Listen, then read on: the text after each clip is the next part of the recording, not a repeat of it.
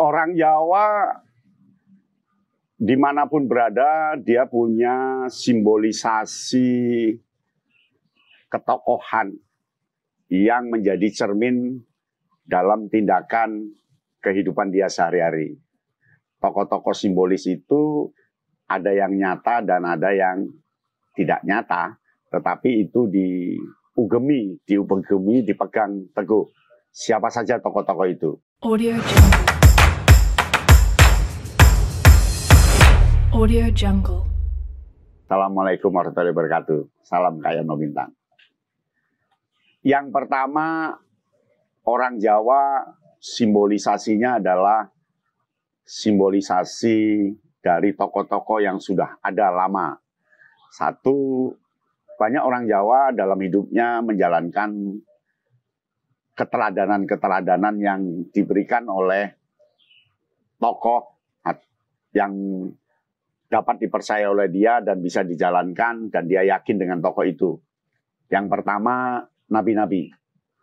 Orang Jawa ini banyak yang meniru perilaku kepemimpinan nabi, terutama Nabi Muhammad. Itu sangat dipelajari keteladanannya dan itu dilakukan dalam kehidupan sehari-hari. Yang kedua, nabi-nabi yang lain seperti bagaimana Nabi Yusuf, kemudian Nabi Isa, Nabi Musa, keberaniannya dan sebagainya itu dipelajari oleh orang Jawa dan sifat-sifatnya diteladani. Sehingga jangan kaget, kadang orang Jawa perilakunya itu mirip banget dengan tokoh simbolis para nabi. Nah, yang kedua, tokoh dari dewa-dewa. Meskipun beragama Islam, meskipun agama yang lain, dia membangun sebuah keteladanan dari tokoh-tokoh dewa. Jadi tidak boleh angkara murka seperti dewa yang kejam umpamanya ya, atau dia harus santun seperti Dewa Wisnu dan sebagainya. Jadi nilai-nilai kepemimpinan itu yang diambil ya untuk membangun kehidupan dia sehari-hari. Nah, yang ketiga, tokoh-tokoh pewayangan. Banyak orang Jawa dalam perilaku hidupnya juga mengambil keteladanan dari tokoh-tokoh wayang. Tokoh jelek tidak akan dia perhatikan dan tidak diteladani. Tokoh jelek biasanya ada di Kurawa ya. Tokoh yang sangat jahat, tokoh yang merusak orang lain, merugikan orang lain. Dan dia mengambil tokoh-tokoh yang dari Pandawa, seperti bagaimana perilaku kesantunan Yudhistira, anak nomor pertama, atau keberanian seperti Bima yang berani mempertanyakan Sangkan Paraning Dumadi, dari mana asal hidup ini, ketenangannya Janaka, lalu kesantunannya Nakula dan Sadewa.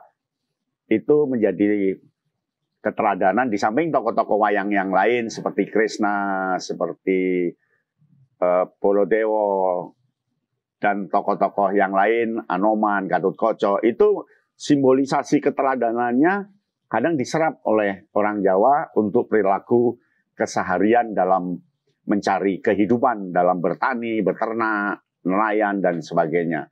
Sehingga dia mampu mengkristalkan perilaku itu. Yang keempat, itu tokoh-tokoh simbolis dari yang ada di sekitarnya dan yang ada di Indonesia ini. Dia sangat paham tentang keteladanan Bung Karno, keteladanan Cokroaminoto, keteladanan Ibu Kartini, dan tokoh-tokoh yang lain. Itu diperhatikan oleh mereka menjadi keteladanan yang dibangun dalam menjalankan hidup. Nah, yang kelima, tokoh yang ada di lingkungannya yang sekarang masih hidup, itu biasanya tokoh dari tetangganya yang santun, lalu Pak Kiai yang ada di lingkungannya, ustadz, atau guru, atau apa, itu biasanya diteladani. Dia patuh betul terhadap apa yang dilakoni oleh tokoh-tokoh di lingkungan itu, dan dia menjalankan.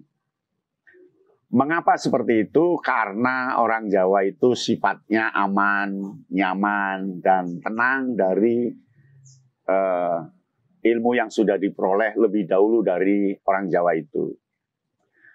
Tokoh-tokoh itu biasanya dikristalkan sehingga ada yang butir A ngambil dari ini, B dari ini, C dari ini, D dari ini, E dari ini, dikristalkan menjadi perjuangan diri dia sendiri. Nah, itulah cara orang Jawa membangun harmonisasi dengan alam, membangun keseimbangan hidup dan kekuatan menjadi seorang yang hidup di dunia ini dengan simbolisasi, personalisasi diri dari kepemimpinan, spiritual, budaya, dan sebagainya. Terbuka sekali orang Jawa, sangat inklusif terhadap apa yang ada dan mengkristalkan inti dari yang dia peroleh dari keteladanan tadi. Demikian, paham ya?